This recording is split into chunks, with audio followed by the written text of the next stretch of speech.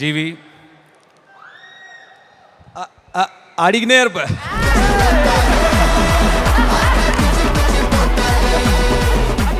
அடிக்கினே இருக்கீங்க நீங்க. ரொம்ப சந்தோஷமா இருக்கு.